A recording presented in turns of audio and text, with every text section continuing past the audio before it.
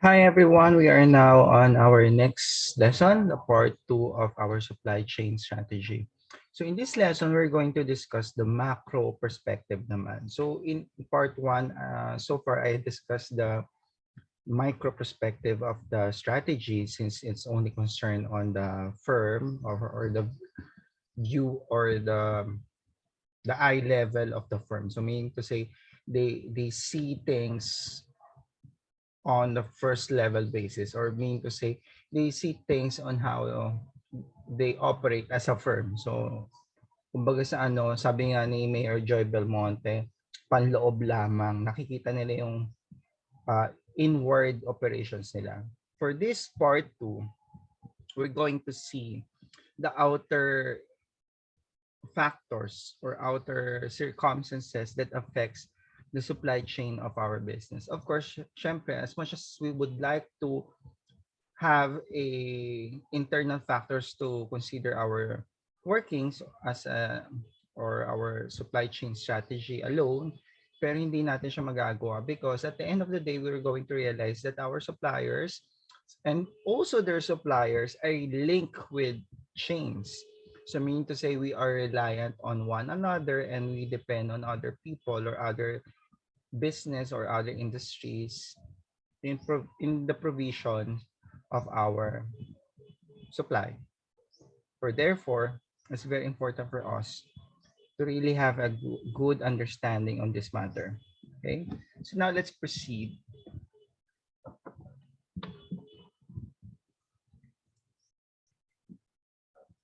Okay, so let's proceed. Oops. Okay. So imagine yourself, you're that guy wearing polo shirt and short while in Russia during the winter season.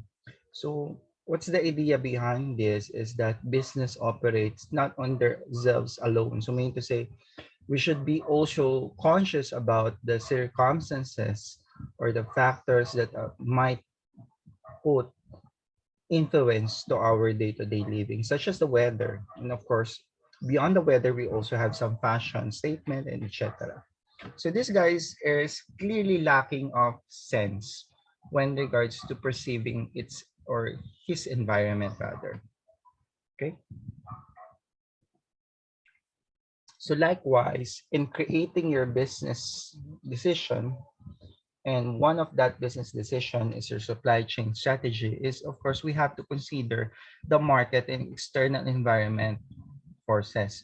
And with that, we're going to consider a tool that the expert have developed in order for us to really have a good understanding of that circumstances. And of course, we try to apply this organization strategy with a sense of what we're going to do in the future or where do we want to go in the future. So basically, what's our strategy, new product, services, etc. And accompanying that is our supply chain strategy because you cannot develop new product or you cannot offer new service. You cannot expand in international branches without proper analyze or without proper consideration of your supply chain and logistics requirement. Okay. And of course, another way of viewing this strategy is, would that give me an edge over my competition in terms of cost, quality, time, and price? So because of that, each areas, one of that would be your supply chain together with tandem with your finance marketing, of course, will develop this capability. Next. So the tool that we have used so far in analyzing the intensity of rivalry, or meaning to say the competition in the industry, as well as basically the logic is that when the industry is highly competitive, of course, it erodes profitability. When the competition is generally the competition is absent or low competition or it's a monopoly, basically the profitability is high. Okay? So that's the logic there. So in this model, which we call the five forces or Porter's five forces, it examines the role of different stakeholders in an industry. So when I say industry, this is a set of business that operates or offers similar products that, for example, liquor industry, because they are all provider of liquors. So either they are the distributor or producer, the vineyard, the consumer. I mean to say, sorry, the retailer, and also the organization consumer, or the what we call the on-site consumers, no? So such as bar, pubs, and hotels. So in return, syempre, they are offering also a product, which is a liquor, which is modified by, of course, the service and, of course, the ambience. No? So meron modification doon. Anyway, this is what we call industry, because they are all producing or something to do or offers similar product. Okay. So this is the liquor industry. So it's a collection of business that operates and offers the same product. So same with the hospitality industry. So we have the hotel, the inns, the pensions, the motels, the resorts. You can basically collectively join all of this accommodation into that group. Now there are some certain experts that uh, prefer to have a segregation of casinos from resorts and hotel, because casinos are under or could be a sub industry on itself, the entertainment industry, because of the nature of their operation.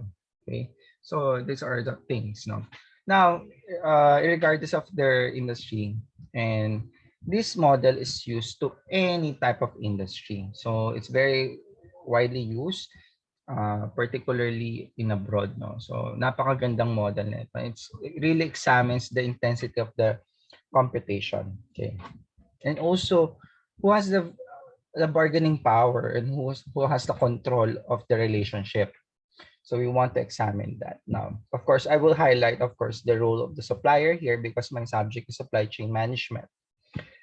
Now, to discuss, again, rivalry among existing competitors is determined by, number one, the factors such as their size.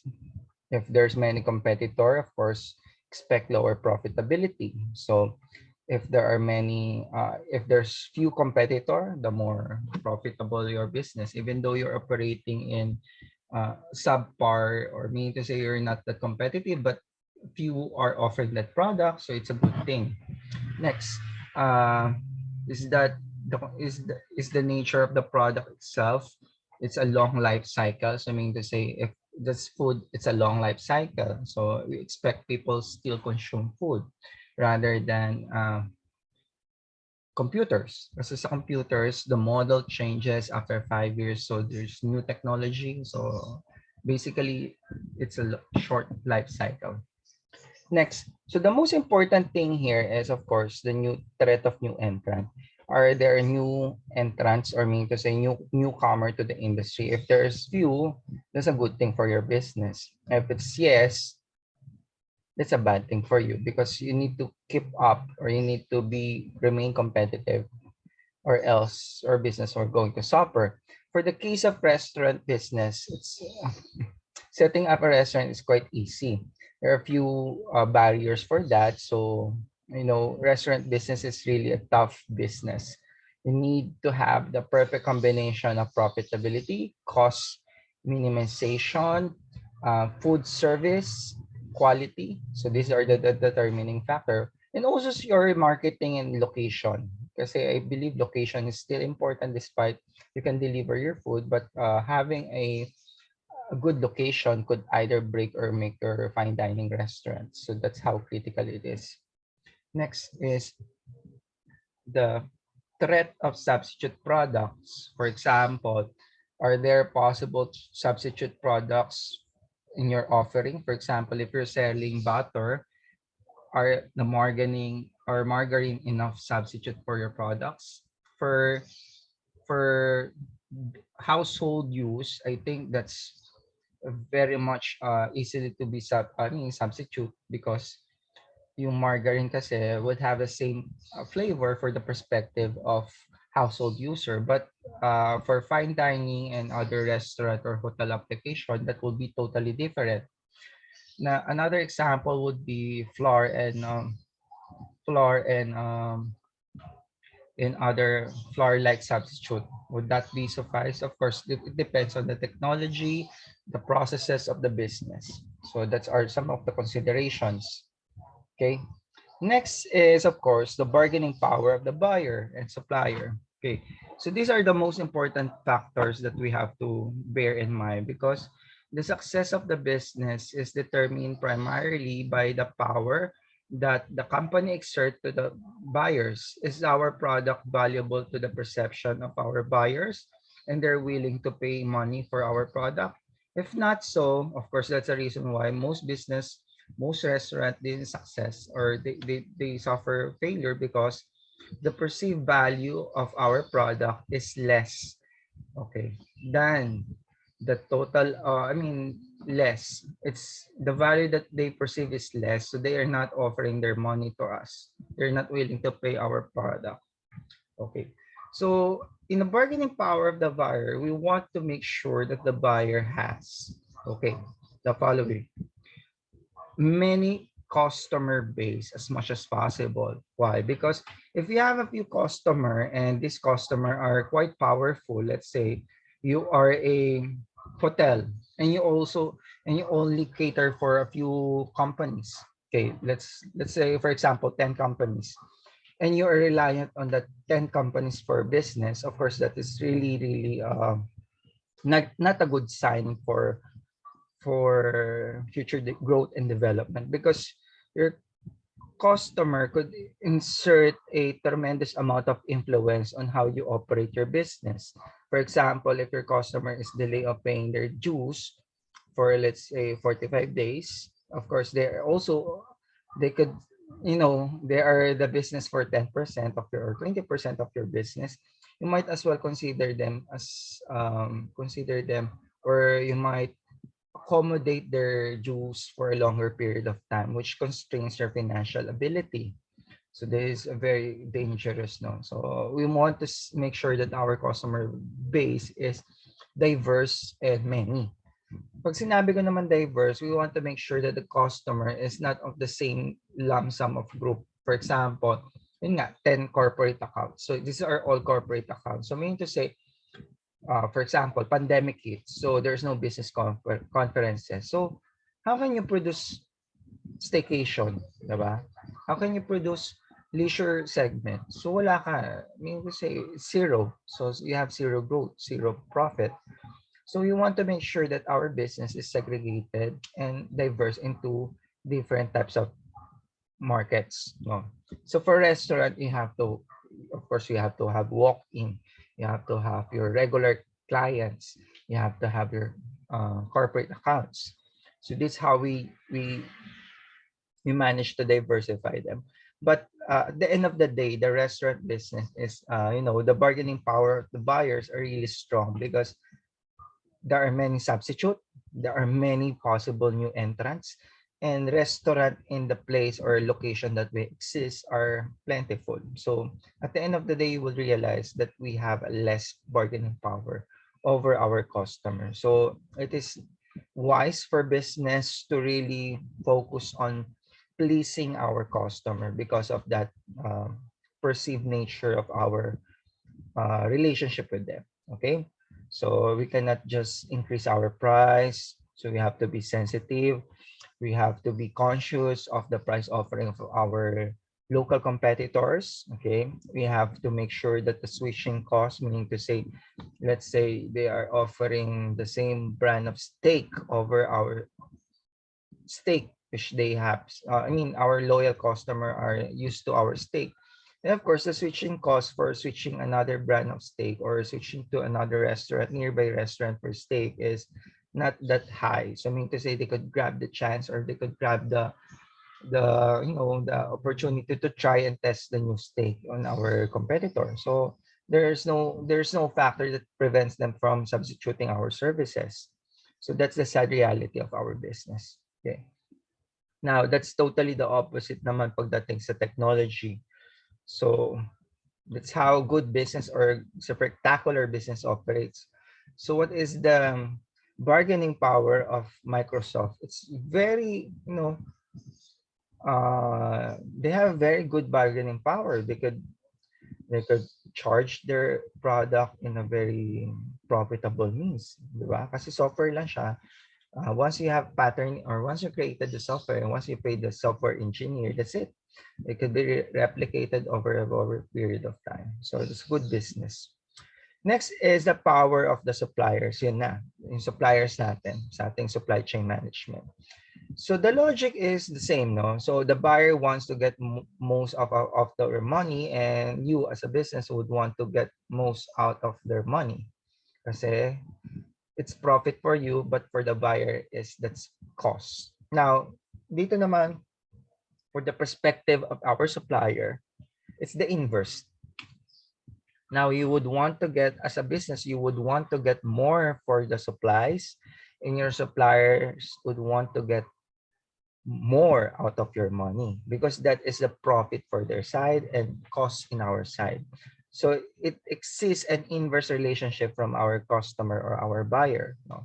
So in this regard, itong kailangan natin dapat gawin. Number one, they have an inverse relationship with the customer.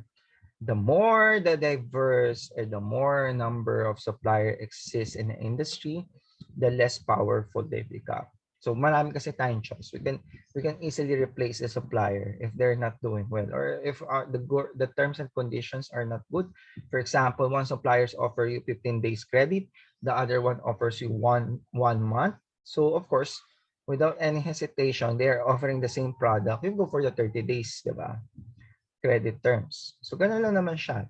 Now, it's quite dangerous, or the industry is not uh, profitable, or it's not highly competitive if we see one supplier. Okay, if you see few supplier that supplies the industry. For example, the classic example there is the airline industry.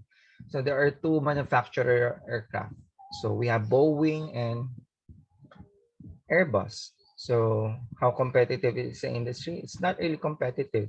If you don't like Boeing, you go to Airbus. If you don't like Airbus, you go for Boeing. So as if there's no choice. It's just A or B. So meaning to say, the Airbus and the Boeing company exert a tremendous amount of influence for the airline company.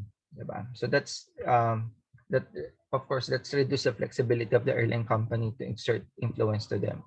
Next, for restaurant, of course, we have many suppliers. It's a good thing. However, a large chunk of of of certain critical ingredients, for example, cheese, medyo limited ng suppliers niya kasi they have to go with the importation. So most cheese in the Philippines or that we use in restaurants are imported. So we have a few numbers of suppliers for that. So that creates, tremendous power to a certain ingredient in our kitchen. So yun nga, another example ko dyan would be the liquor industry. There are three major importer of liquor in the Philippines, and one of that is Keepers Holdings or Keepers, the importer of Alfonso and other Johnny Walker brand.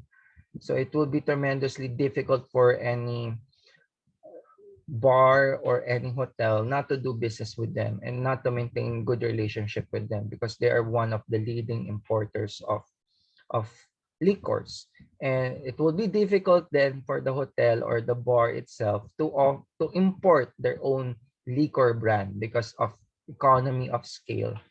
So it will not be wise for them to import it because number one, it costs a lot to import it, transactional costs, and you have to pay the dues, and of course it's not efficiently because when Keeper Holdings import or send or they order batches of liquors, comes with one ship, no? Ganun siya kalaki, isang barko kagad yun.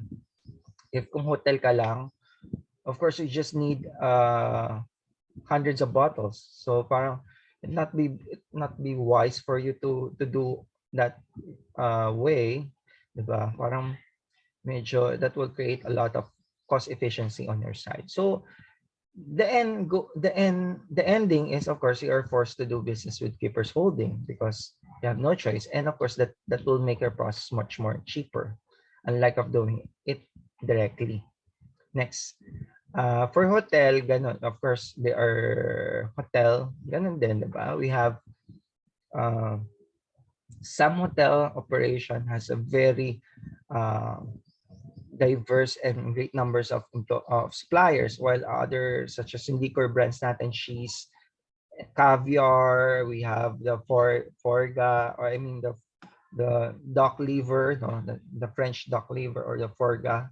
So medyo limited lang yung number ng suppliers dyan. So of course that creates a bottleneck and possible a very strong influence of the supplier to our purchasing decision. So pag ganyan, hindi pwede po yung mga term limit natin ng 1 month. So whenever they decided na 15 days, 15 days lang. And we have to apply with them because they have the advantage. No? Next is, yun nga, uniqueness of each supplier's product. So, Keepers Holding has a very unique product line. So, they have this kind of exclusive distributorship. Okay, so meaning to say, wala kang mabibiling Tagera, wala kang mabibiling Glendevich sa ibang importer. Sila sa kanila ka lang makakabili nun. So which creates tremendous advantage to the supplier. So ganun siya. Next is focal compass ability to substitute. So, okay. So this is very true, no? If our processes is flexible, we could substitute. However, in our industry, especially the more we go high end, substitution is not really that encouraged, no? Because we are failing to meet a certain level of expectation or quality. Especially true for alcoholic or ating uh, liquor and bar industry. So ganun siya very sensitive. So for, let's say, what's the best substitute for so marami. Pero what's the best substitute for Johnny Walker Scotch whiskey? Parang wala kang maisip, di ba? Because each Scotch whiskey is unique and different from their own. But for gin, marami. We have London gin, we have our local gin, yung ating San Miguel gin. Okay? Pero, hindi pa rin siya the same, di ba? Hindi pa rin siya the same for the taste. But if we're talking here vodka, my God, vodka is really tasteless, di ba? Yung talagang flavor ng vodka is tasteless. You can go with Cossack vodka or Absolute vodka, or you can even substitute nga yung soju to vodka, because it's basically alcohol on its purest form, tasteless. So pwede yun. Pero for whiskey, Johnny Walker whiskey, cognac, mukhang malabo, 'di ba? So ganun ka-sensitive. So yun, that's the power of the supplier for this segment. So what do we want to see? We want to see a perfect business or a perfect industry exist if there are few rivals or few competitor, or non-competitor, the better. Pero kung dalawa lang kayo, better na yan. Mas better yan. Kasi there will be regulation kung ikaw lang mag-isa. And it's also an indicator that if you have few competitor, the business is not that profitable. So ibig sabihin, wala nakakaisip ng ganito negosyo, maaring hindi siya ganun ka-profitable. So, but if you have two big competitors, tatlo lang kayo, that's a good indicator na there is really money for this product or for this industry. Next, you want to make sure that new possible restaurants, or for restaurants we cannot do that because our industry is, it's self-regulating, or parang walang regulation masyado for restaurant except for the sanitation code, no? Hindi nga yung mga ino-offer natin sa restaurant, hindi nga dumadaan sa BIFAD yan, di ba? So that's one difference of manufacturing and restaurant or food and beverage industry or F&B. Kasi pag manufacturing ka na, mag-offer ka ng mga chicheria or mga processed foods or yung mga packed food or yung mga processed food, meron kang meron kang FDA, food and drugs and food and drug permit, no? FDA ka na. Food and Drug Authority permit yan, FDA. So meron kang lisensya. Pero sa restaurant, wala namang ganun, di ba? Government permit lang tayo na local government nurse permit and of course the sanitary code, no? So yun po yung sinusunod. Yung BFAD and FDA and um, other permits, wala naman. Kasi BFAD yung name niya before, FDA na siya.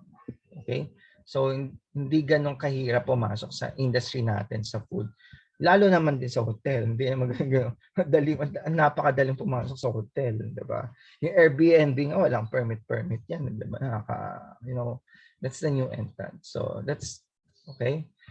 Next is a threat for substitute. Yun nga, the substitute for the hotel is Airbnb, na substitute for restaurant or dine-ins or home cooking. That's the substitute. So it's up to the business to encourage people to go to see the restaurant. So madaling substitution. So bargaining powers sa suppliers, I could say ito naman din medyo okay tayo dito sa suppliers, pero doon sa power ng buyers, the buyers or the consumer for this industry, food and beverage, hospitality, tourism, travel, is very strong. So, of course, they have the very tremendous advantage. Unlike other industries such as IT, construction, shipping, of course, the buyer has less power. So, you have more say to them. Diba? Ganun siya. Okay? So, hopefully na-gets nyo naman yung part na to. Now we move on with other models. So here is still Mr. Porter's masterpiece. It's called the competitive advantage matrix, or the generic strategy. So in this diagram, you can see that if your business is stuck in the middle, that's a very bad indicator that your business is going to fail. Why? Because you don't know what you're doing. Diba? Ganun siya. Kasi sabi nga nila, jack of all trades, master of none. So if you are doing everything, there's no sense of direction. Okay. So a good business has a good strategy, and a good strategy often than not leads to business profitability. Eventually, long term, it leads to business sustainability. So ganun siya, no? So of course, mag-start ka muna if your business is doing well in terms of strategy, and then it shows to your balance sheet or financial statement that you're earning, it's profitable, and continuously doing that for 10 years to 20 years, your business now becomes sustainable because the business, its employee have learned or have imparted this kind of knowledge that without the founder, they could keep up and doing the same thing all over and over again, because the process or the what we call the learnings was already embedded to the system of the business. Yun siya. Now, however, most business that didn't make it or didn't make for the cut is somewhat stuck in the middle. So most restaurant suffers in that way. Okay, so let's discuss.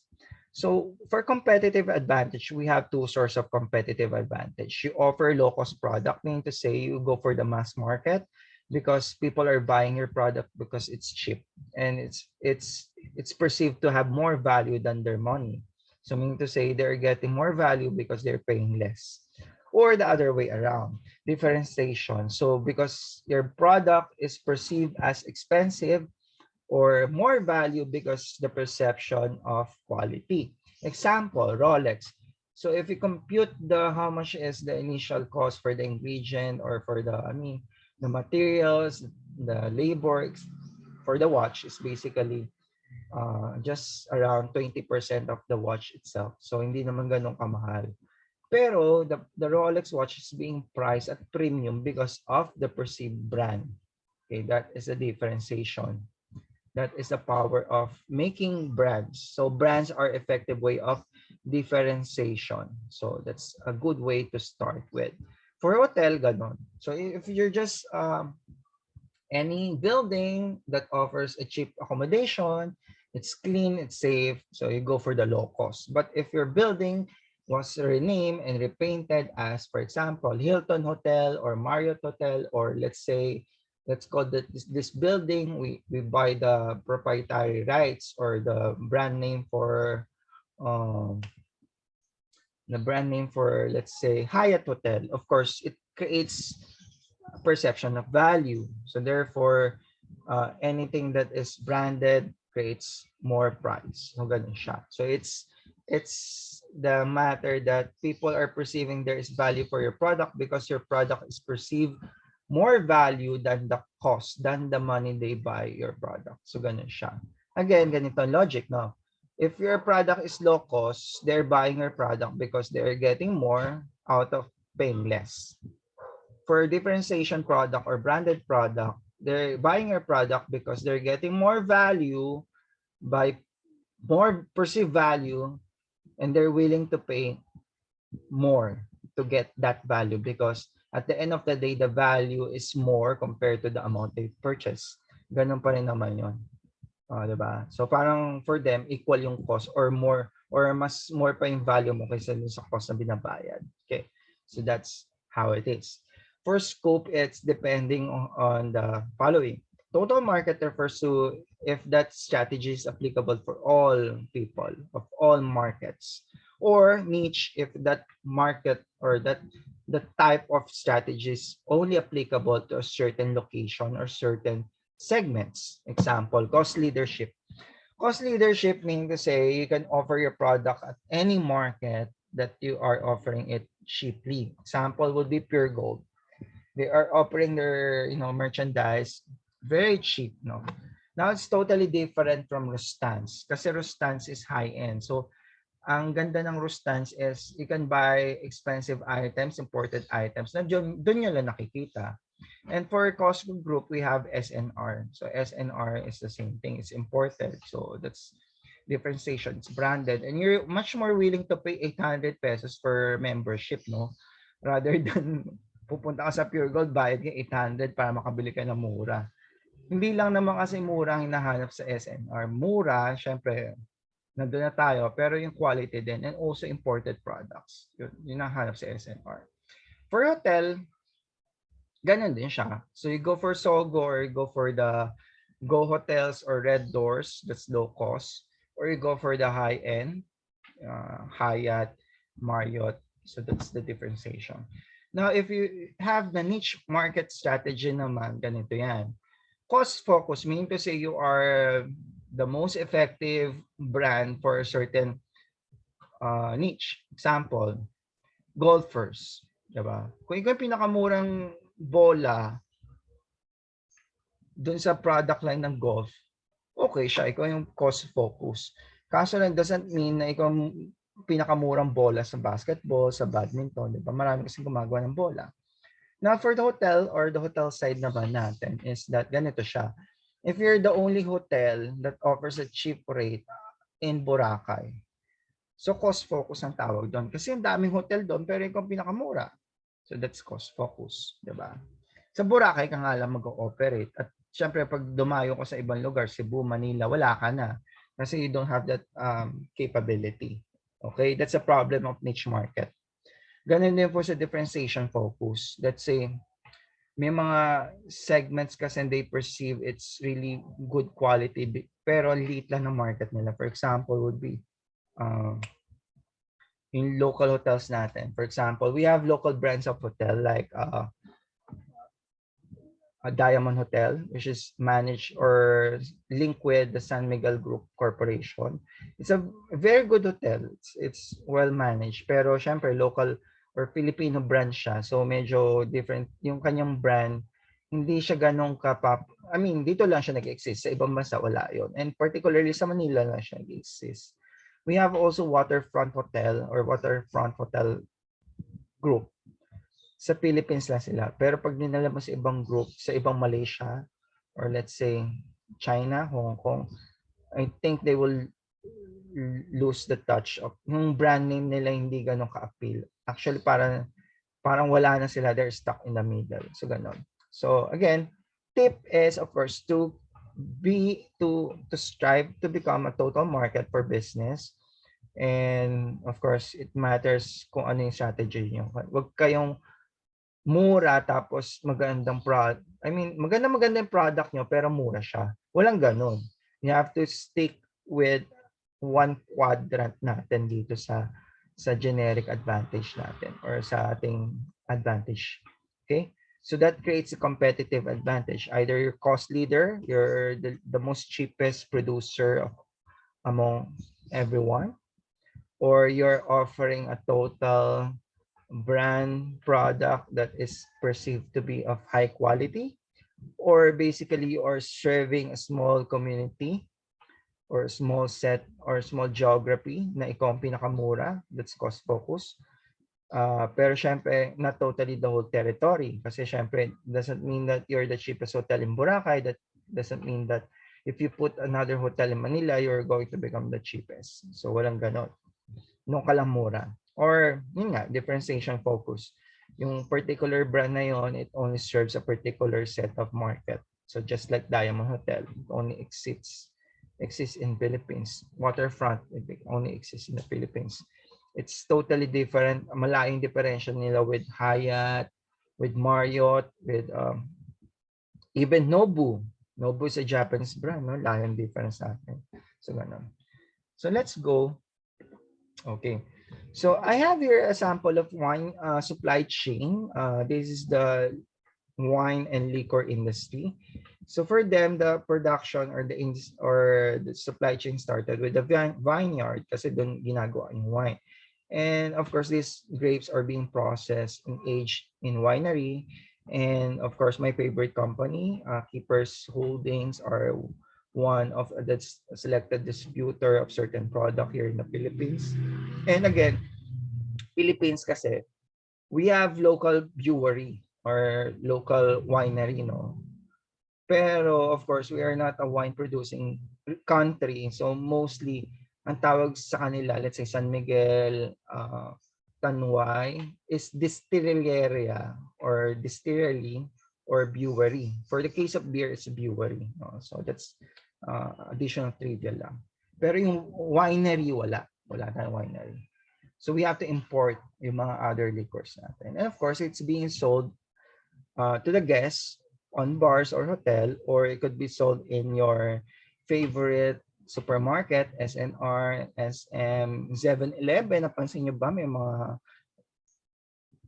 improvements sila sa liquor offerings nila, di ba? Hindi na lang sila nag-offer ng Sanmig, hindi na sila nag-offer ng Red Horse. Meron na tayong Alfonso, MP Lights, may Tagera na, may Jim Beam, may Jinro, yung mga ganun, nag-improve na, no?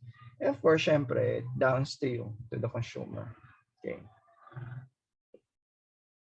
So these are some examples of how powerful are some companies. For example, yung Tanway the Tan-led Emperador Tan-led Emperador buys more vineyards in Spain. So meaning to say, in this process, di ba, sila yung winery kasi, and sila rin yung distributor. So sila yung nag-distribute ng kanilang product na Emperador sa Philippines and the rest of Asia.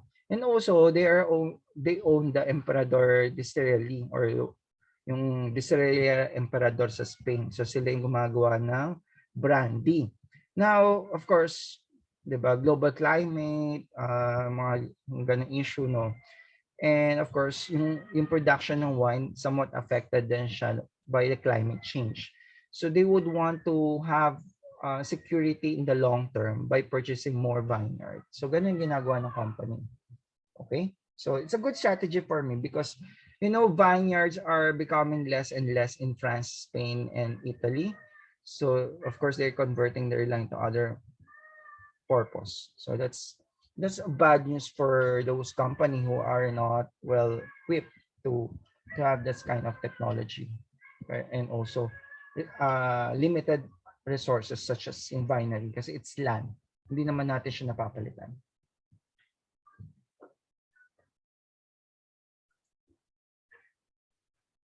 Okay, so it's a good strategy.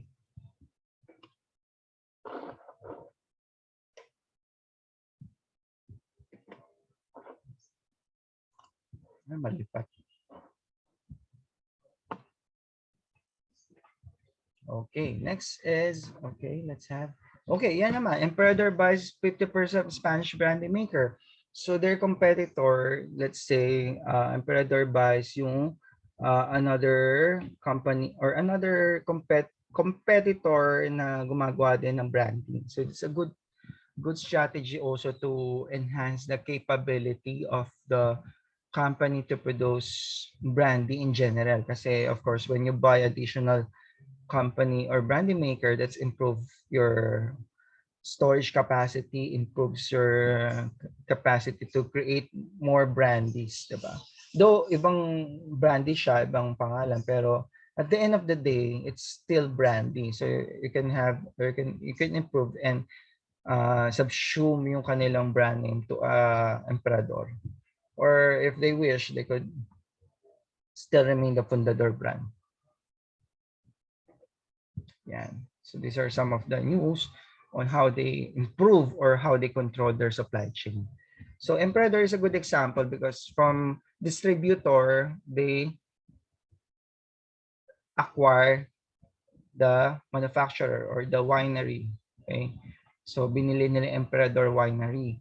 And then dahil yung winery meron na rin siyang sariling vineyard, pero kulang kasi if you were going to supply brandy sa China, Singapore, Indonesia, of course, syempre, hindi naman natin in-expect masyado sa Indonesia, Malaysia kasi they are Muslim countries, no? But in Vietnam and Philippines, Thailand, China, Korea, so yan yung mga growth areas natin. So of course, in anticipation for that, the Emperador Group is already purchasing more vineyard in Spain and France. Kasi, yun nga, wala naman, hindi naman napapalitan na yun. Wala naman nagtatanim na. And of course, the land is still land. So it's not replaceable. And also, they are also, I think that is in synchronous with other business. Kasi si Emperador kasi may sister company siya called AIG, or under that is they have the Resort World. No? So they are in tandem or working with, in synchronous with their on-site segment, no. So sa hotel may magse-serve ng alcohol.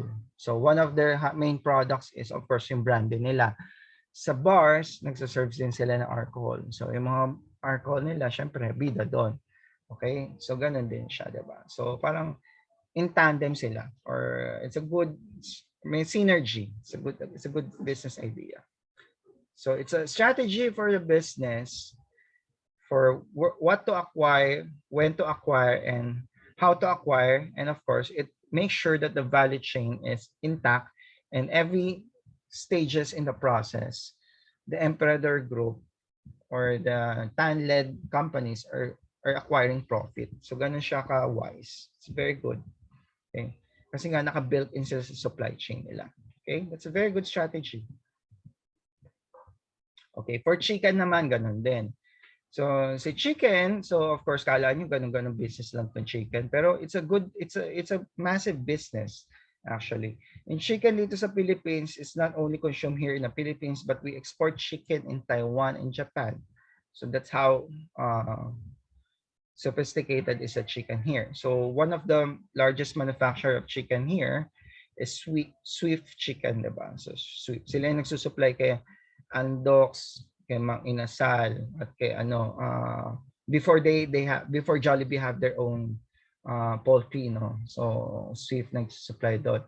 And they also supply with Senior Pedro, if you know Senior Pedro, and other Chooks to Go, Swift din siya. So that's how powerful is the Swift Corporation.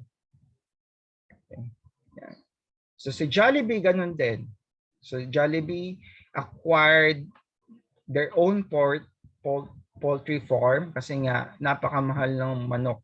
So they would want to maintain the price stability of Chicken Joy. So they have purchased their own chicken farm, but before they are reliant on other third-party suppliers. Yung katulad nga ng Swift and Magnolia Chicken. Kaso lang, for Magnolia and Swift, they could easily raise their price without considering the repercussion dun sa Jollibee. But for Jollibee, it's a good thing that they have the foresight to control all the processes of their supply chain. Kasi before, 2000 pa siya, 2000, 2001, 2007, 2000, gano'n, no? So Jollibee, yung mga franchise ng Jollibee, kasi dalawa yung ano ng Jollibee. They have the stone or, Jollibee store owned and Jollibee franchise stores. No, so si franchise stores, they have the luxury or they could default na pwede silang kumuha sa other chicken suppliers nila aside from the planta. So in that sense, parang for me, parang nagka-create ng disparity yun. Kasi yung chicken po sa other suppliers, pag hindi galing planta, maliliit. So parang nagre-reklamo yung mga customer. Diba? That's the cause why yung size ng chicken ng Jollibee, hindi siya pantay-pantay. Ngayon, Jollibee are, of course, they're earning with that. Kasi syempre, while you supply your merchandise, or supply mo yung franchisor mo, meron ka rin kita doon, syempre, negosyo to, di ba? So, they're earning that. So, medyo lumalaki na yung chicken, saka na may maintain yung size ng chicken, which is a sign of improving supply chain and logistics. Okay, that's a very good indicator. Next. So, ngayon, based on that, in consideration with your strategy, your 4 generic strategy, either you go cost leader, cost focus if you want, if you're serving small community, or differentiation ka through brand names, or you can have a local brand name. No? So you might develop your supply chain strategy. Now, this is to be done in tandem with the relationship or the powers of your suppliers and your consumer. Kasi if your consumer is time critical, you want the fastest. Now, if your consumer is not that time critical and you have more power to your consumer or buyers, you can afford a much more relaxed supply chain strategy for that. Okay? So ngayon, meron tayong 4 na general supply chain strategy. So mamimili na lang yung negosyo. Or possible, meron siyang 3 or 4 na yan sabay-sabay na ginagamit, but of different market and different, different product line. So pwede naman yun. Okay? So let's discuss. Okay, ito yung pinakamadali. Build to order model. So this model is basically focused on production after consumer demands the product. For example, when you order your chicken joy, so hindi naman luto na kagad yung chicken joy, no? Diba? Normally. Ginagawa dyan is, example pala natin, baliktad pala. Pag morning kasi ganito, pag morning, hindi pa naman luto yung mga chicken nyo or they are anticipating na yung demand na may order pero hindi ganun kadami, no? So pero pinakamaganda example dito yung sa mga fine dining restaurant. So pag umorder ka doon pala nila gagawin. So kaya matagal po sa fine dining restaurant, diba? Napansin nyo? So it takes about 20 minutes or 15 minutes. Partida pre-cook na siya or pre-prepared na siya. Pero syempre they have to reheat, they have to reassemble it, no? So that's one example to build to order model. Yung sinasabi ko a while ago, it's what we call, for fast food, make to stock.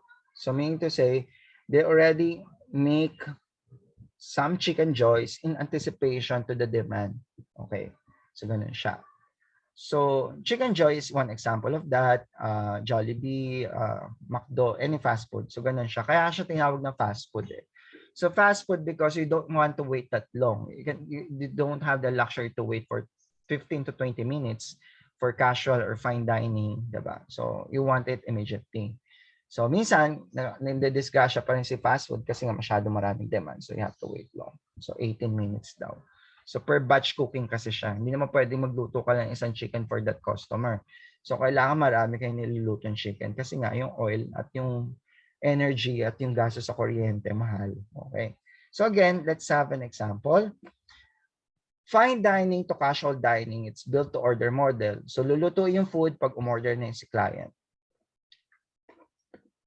Make to stock is basically we stock or we prepare the chicken joy ahead of time because we are sure that people were going to buy it. Kasi alam na natin yung demand pattern nila. So basically, the make to stock model method requires an accurate forecast of demand. So basically, if you know how many people are there in the building, and you have a day-to-day record of the transaction that you have already have in the previous years, basically meron ka na idea kung gaano karami yung serve mo, di ba? So ganun naman siya. So there is an anticipation, especially for lunch. So alam niyo na yun, gaano karaming tao. Now this one is Starbucks naman din. Ano rin siya? Starbucks, anong strategy niya? Siyempre, make to stock yan. Bakit? Kasi yung coffee beans is, again, it's commodity. Yung coffee beans kasi taas masyado ng presyo ngayon. So basically, if the price of the beans are, syempre, these are affected by inflation, weather, climate, gano'n. So in trade, tinitrade siya actually. Tumataas siya. So the price of beans actually rose around 20%. So from the time of this video. So ganun. Kung hindi siya nag-stock si Starbucks, of course that causes a massive increase to their prices, which affects, di ba, total business nila. Okay. Next. So for that, to make to order, you have to store just what we need. So basically, kasi nga, ano yan, di ba? For fine dining restaurant, you want to make sure that there are more space for diners, because at the end of the day, it's fine dining. People are eating because of the ambience, because of the service, and because of the quality of your food. So it's very prudent that they will take a lot of time for them to, casual dining and fine dining requires at least around sitting of 1 hour, maximum 30 minutes, ganun siya. So medyo matagal sila kumain because they are really enjoying the ambience.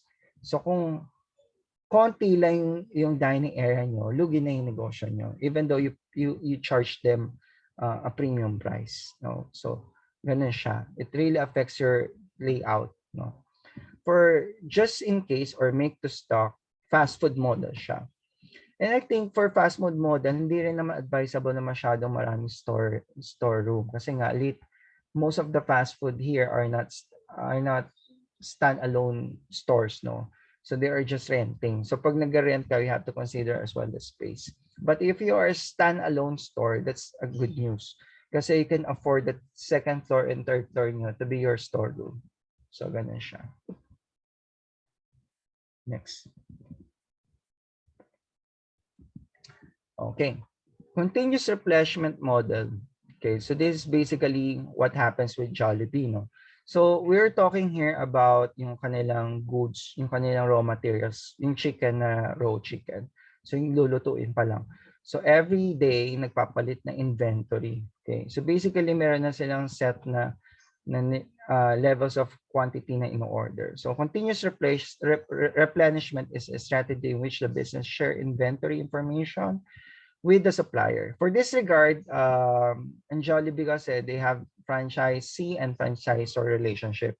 So papasok pa rin si Jollibee Food Corporation as a supplier or probably yung other third-party provider nila na nagsusupply doon sa kanila. And actually, hindi na masyado mahirap to kasi alam na nila yung forecast eh. So they will know how many chicken to deliver.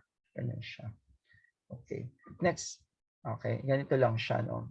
So ganito yung process nila. So you have the real demand and then you have the forecast and then you average it down and consider whether it would increase or decrease depending on the seasonality, depending on certain events, or depending to your advanced reservation. If you have parties, no? Kaya si Jollibee very siya sa parties kasi dun if maraming party nakabook, so mag-order pa sila ng mas maraming chicken. So that's how they do it.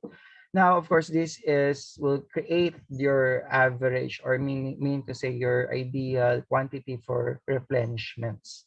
And of course, it's weekly, okay, weekly for some business, but for fast food like Jollibee, Mang Inasal, McDonald's, every day may delivery before they start. Kasi nga, they would want to maintain the freshness of the chicken. Kasi syempre, ang chicken kasi, pag matagal sa ref yan, diba, hindi na siya. Okay. Last but not the least is, of course, our convenience store. So every week, nagpapalit sila ng stock, nag-inventory sila. And majority, magandang negosyo rin ng 7-Eleven. I really admire them because most of their products are consignment. Okay, meaning to say wala silang binibili diyan. For example, ako magtitinda ako ng lugaw, okay, or yung mga rice mills ko sa 7-Eleven. Ilalagay ko sa 7-Eleven yan, pero sa 7-Eleven, never siya sa akin magbabayad ng product. So, ang mangyayari, consignment, bigay ko dun sa 7-Eleven yung aking product, tapos pag nabenta, bibigay sa akin ng 7-Eleven yung benta, plus, syempre, less na yung kanilang cut doon, di ba? So, sa kanila yung cut. Ang ibibigay lang nila, kung magkano yung nabenta ng product, ngayon, yung mga product na hindi nabili, isosolid sa akin. So, that is very good model. So, ngayon, pag napanis or na-expired yung product mo, hindi problema ng 7-Eleven yun. Problema mo na yun kasi ikaw yung nagpa-consign, di ba? Ngayon, ikaw naman magtataka ka, bakit ko pinapa-consign sa 7-Eleven? Eh, syempre, paano hindi mo naman siya papa-consign, di ba? Ang market ng 7-Eleven, napakalaki, di ba? So, panalo ka pa rin pag pina-consign, pero mas panalo si 7-Eleven kasi nga consignment siya. Kung mawala ang product mo, syempre, pananagutan ng 7-Eleven kung na-shoplift siya. Pero syempre, kung mas malaki ang chance mo masiraan or hindi mabili yung product mo. For that, hindi ka babayaran ng 7-Eleven. So this is the total opposite naman sa mga sari-sari store. Before si sari-sari store makapagbenta, they need to purchase the product first. So yung risk ng product, let's say nasira yung product sa sari-sari store yan. Let's say yung product na damage sa sari-sari store yan. Let's say yung product hindi nabili, sari-sari store yan. So malaking lugi ng sari-sari store. So that's the difference of 7-Eleven versus sari-sari store, di ba? So 7-Eleven, wala kang lugi dyan. Ang lugi mo lang dyan, rental sa kayo. Siyempre kung pangit yung location mo. So yun ang nakakasira mo. Pero yung lugi sa product, wala. Kasi nga lahat yung consignment. Di ba? Lugi mo lang dyan, kuryente sa location upa. Di ba? Yun lang siya. Okay? So 7-Eleven is a good business. Okay? Nag-iisip ako mag-invest. Pero tingnan muna natin. Okay. And lastly, but not the least, ito hindi naman ginagamit sa industry natin to, the channel assembly model. So basically, para siyang continuous replacement lang, pero meron siyang modification. Instead na yung supplier mo magde-deliver, pinapa-deliver siya with third party. For example, To Go or LBC or other. And also, parang interactive siya. Kasi for example, let's say computer. Yung computer parts mo, pinapa-deliver dito sa isang transport. Tapos may isa kayo no assembler na siya yung magse-setup ng product na mismo. Anyway, it's not being used in our industry. So, huwag na natin masyadong i-focus yan. Okay? So ngayon, ito na last na lang to. So, i-share ko na lang yung output namin. Siguro before the pandemic, that was 2018 yata, or 2019. I'm not so sure, baka 2018. So, medyo matagal na rin. So, nakita nyo naman ako, di ba? Nag-share ako. Medyo mataba pa ako dyan, chubby. So, what we did is we established a running cafe for a month. So, we run a cafe. The name of the cafe is Cafe Escolar. So, it's intended for scholars, no? So, its location is in the lobby, left wing siya. So, left side wing siya. So it's you see the stairways and it's near to the toilet. So yun yung location. Ewan ko ba toilet, pero syempre the layout is there and the spaces are open, so take advantage. Yung toilet basically pinasara ko na lang kasi nga medyo hindi siya maganda. Okay, next. So what we did is the student have chip in their money. Of course, syempre wala naman lang pera, ang PLM para ibigay siya.